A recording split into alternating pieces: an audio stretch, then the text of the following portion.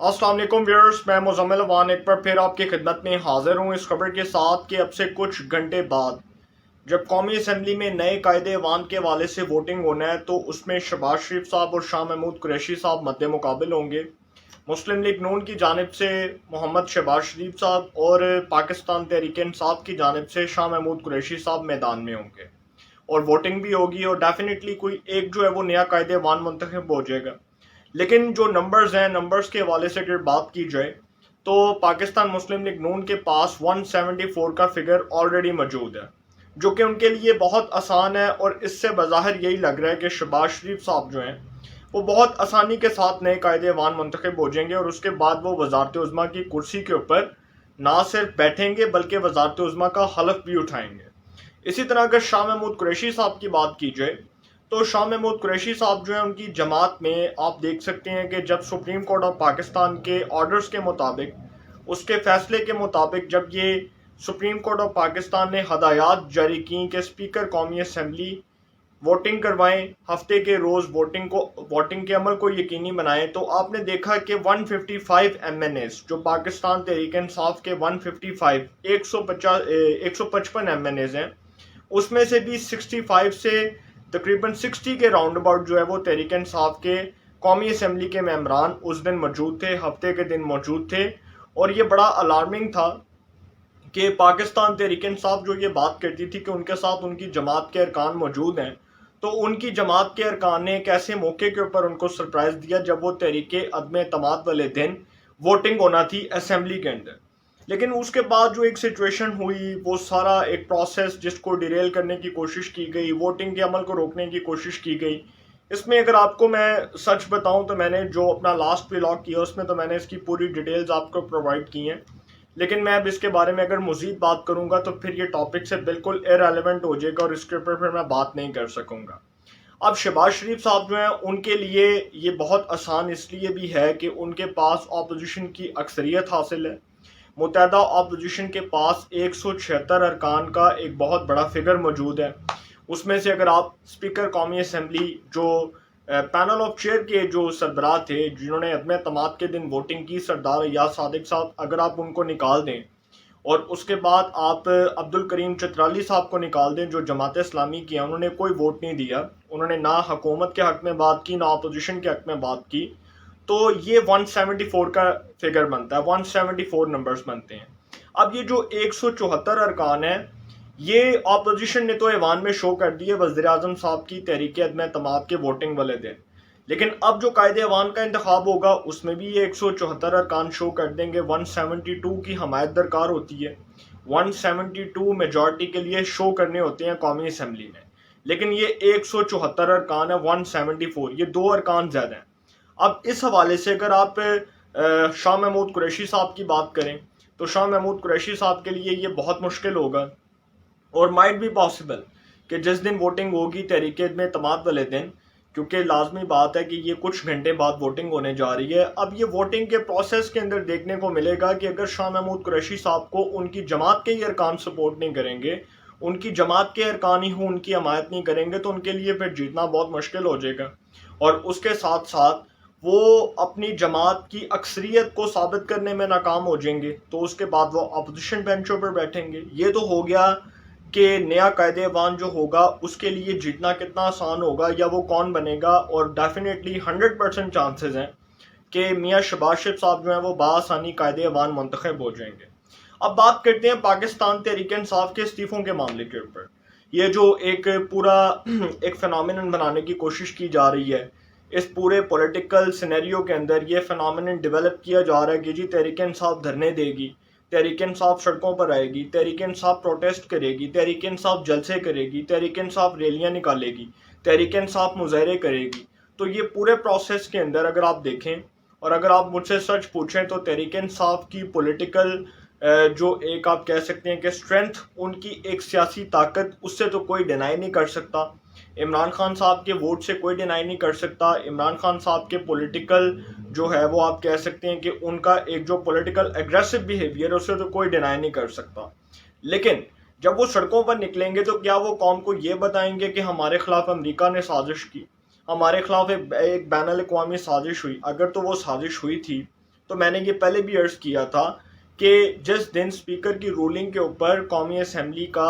جو ایک deputy speaker ہے اس کی رولنگ کے اوپر سپریم کورٹ آف پاکستان کے 5 رکنی لارجر بینچ نے فیصلہ دیا کہ ان کی رولنگ کا لدم ہے، وزیراعظم صاحب کے اختیارات کا لدم ہے، صدر کے نگران حکومت سے متعلق اقدامات کا لدم ہے، تو اس کے بعد وزیراعظم صاحب کو بتانا چاہیے تھا عدالت کو اور یہ باور کروانا چاہیے تھا کہ جو سازش ان کے خلاف ہو رہی ہے یہ ایک بین الاقوامی سازش ہے اور اس سازش کے پیچھے جو ہاتھ ہے یہ بہت بڑا ہاتھ ہے، لیکن وزیراعظم صاحب نے نہیں بتایا۔ دوسری بات کہ اب کیا عمران خان صاحب سڑکوں پر آ کر اپنا یہ بیانیہ نکالیں گے کہ جی مجھے نکالا گیا،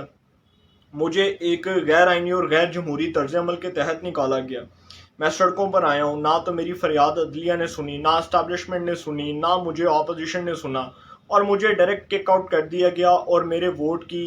میرے جو ہے وہ آپ کہہ سکتے ہیں کہ کردار کی، میری سیاسی جو ہے وہ طاقت کی لاج نہیں رکھی گئی۔ تو عمران خان صاحب اگر سڑکوں پر آ کر یہ بات کریں گے تو دوسری جانب ایک تو پہلی بات کہ یہ بڑا ہی جو آپ کہہ سکتے ہیں نا کہ یہ ایک دوگلا پن ہے کہ ایک جانب پاکستان تحریک انصاف کا کہنا ہے کہ وہ اسمبلیوں سے ریزائن کریں گے اور دوسری جانب وہ یہ کہہ رہے ہیں کہ وہ قائد ایوان کا انتخاب لڑیں گے، لیکن ابھی تک تحریک انصاف میں یہ کنفیوژن ہے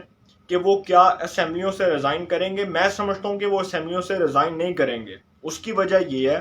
کہ وہ جانتے ہیں کہ ان کے پاس جو 155 کا فگر قومی اسمبلی میں موجود تھا، وہ 155 میں سے اگر آپ 20 سے 22 ارکان نکال دیں جو منحرف ہو گئے ہیں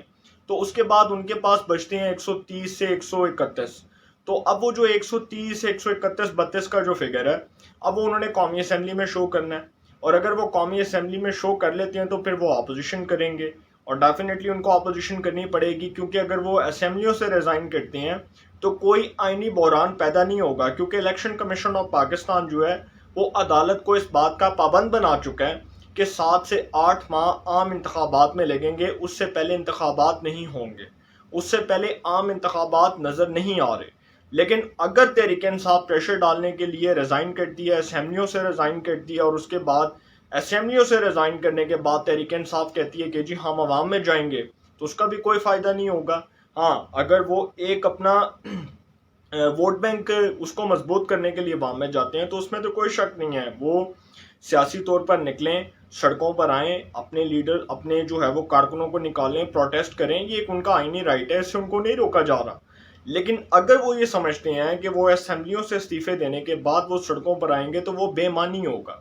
وہ اقدام ان کا بالکل بے معنی ہوگا، کیونکہ اپوزیشن جماعتیں جو ہیں، متحدہ اپوزیشن جو اب حکومتی بینچوں پر بیٹھے گی وہ بہت آسانی سے قانون سازیاں کر لے گی، ان کے لیے کوئی پرابلم نہیں ہوگا، ان کو کوئی چیلنج درپیش نہیں ہوگا عمران خان صاحب کی جماعت سے متعلق۔ اب دوسری بات جو لاسٹ بات کرنے جا رہا ہوں وہ بڑی امپورٹنٹ بات کرنے جا رہا ہوں، اس کے بعد میں اس کو اینڈ کروں گا کہ اپوزیشن کی جو جماعتیں ہیں، متحدہ اپوزیشن، ابھی تو ان کی جو ہے وہ کابینہ، جو شہباز شریف صاحب کی کابینہ، اس کا تو اعلان بعد میں ہوگا، لیکن اس حوالے سے جب وہ قومی اسمبلی میں بیٹھیں گے، جب وہ حکومتی بینچوں پر بیٹھیں گے، جب وہ قانون سازیاں کریں گے تو سب سے پہلا قانون جو انہوں نے اس کے اندر جو انہوں نے آپ کہہ سکتے ہیں کہ اس کے اندر رد و بدل کرنا ہے وہ نیب کا قانون ہے، نیشنل اکاؤنٹیبلٹی بیورو کا۔ احتساب کے جتنے بھی ادارے جو اس وقت ایک پولیٹیکل وکٹمائزیشن کا ایک بہت بڑا اعلیٰ کار بنے ہوئے ہیں، بالکل اس میں کوئی شک نہیں ہے کہ عمران خان صاحب کی جو 3.5 سال کی حکومت تھی، 3 سال 7 ماہ 22 دن، عمران خان صاحب 3 سال 7 ماہ 22 دن وزیراعظم پاکستان رہے، اس 3 سال 7 ماہ 22 دن کے اندر انہوں نے پولیٹیکل وکٹمائزیشن کو اپنے مخالفین کے لیے جس حد تک استعمال کیا، اس کی نظیر ماضی میں کسی سیاستدان کے دور حکومت میں نہیں ملتی۔ اگر آپ پرویز مشرف صاحب کا بھی دور اٹھا لیں تو آپ اس کا بھی کمپیریزن کریں، اس کا بھی اس سے کمپیریزن نہیں کیا جا سکتا۔ لیکن اب جو ہونے جا رہا ہے، اب جو انہوں نے ای وی ایم کا بل اس کو باہر نکالنا ہے، الیکٹرانک ووٹنگ مشینوں کے بل کو اس کو بالکل سائڈ لائن کرنا ہے، کیونکہ لازمی بات ہے کہ الیکشن جو ہے وہ الیکشن کا جو پروسیس ہے وہ ای وی ایم کا پروسیس نہیں ہے۔ الیکشن کا پروسیس یہ ہے کہ بائی ہینڈ آپ ووٹ دیں، آپ پرچی سے ووٹ ڈالیں اور آپ کا ووٹ ایکسیپٹ ہو جائے، ایکسیپٹیبل آپ کا ووٹ پرچی کے ذریعے ہی ہوگا۔ الیکٹرانک ووٹنگ مشینوں کا پروسیس باہر کے ملکوں میں امپلیمنٹ ہوا، رشیا کے اندر ہوا، چائنا کے اندر ہوا، امریکہ کے اندر ٹوٹلی طور پر فلاپ ہو گیا، اور اس میں بالکل ٹھیک بات ہے کہ اس کو چینج کرنا چاہیے۔ دوسرا، اکاؤنٹیبلٹی کے لیے نیب کے ادارے کو اس کے اندر ترمیم کر کے ایک ترمیمی آرڈیننس کے ذریعے اس کو چینج کر دیا جائے، اس میں بھی کوئی شک نہیں ہے۔ پھر بنیادی قانون سازیاں کی جائیں۔ بہت سی قانون سازیاں جو کرنے والی ہیں وہ کی جائیں، پارلیمنٹ کے قوانین بنائے جائیں، پارلیمان میں بیٹھ کر پارلیمان کے اندر جو ہے وہ قانون سازیاں کی جائیں، پارلیمنٹ کے اختیارات کے حوالے سے قانون سازیاں کی جائیں، بہت اچھی بات ہے۔ اور اپوزیشن، متحدہ اپوزیشن جو اب ایک نئی حکومت آ رہی ہے، ایک نئے سورج کے ساتھ طلوع ہوگی، ہم امید کرتے ہیں کہ انشاءاللہ وہ پاکستان کے لیے، پاکستان کی تعمیر و ترقی کے لیے، پاکستان کی خوشحالی کے لیے اپنے تمام اقدامات کو بروئے کار لاتے ہوئے اپنا کلیدی کردار ادا کریں گے، اور پاکستان کے اوپر اللہ اپنا فضل و کرم فرمائے، اللہ تعالیٰ اپنا احسان کرے، پاکستان جو ہے اس کو غربت سے نکالیں گے، پاکستان کو مہنگائی کی دلدل سے نکالے گی نئی حکومت، اور نئی حکومت جو درپیش چیلنجز ہیں ان سے سختی سے نپٹے گی، ان کے ساتھ جو ہے وہ اب کہہ سکتے ہیں کہ مشکل حالات کا ڈٹ کر مقابلہ کرے گی، تبھی پاکستان جو ہے وہ تعمیر و ترقی کی راہ پر گامزن ہوگا، اور انشاءاللہ پاکستان جو ہے وہ قائد کا پاکستان بنے گا۔ انشاءاللہ پھر ملاقات ہوگی، اپنا بہت خیال رکھیے گا، اللہ نگہبان۔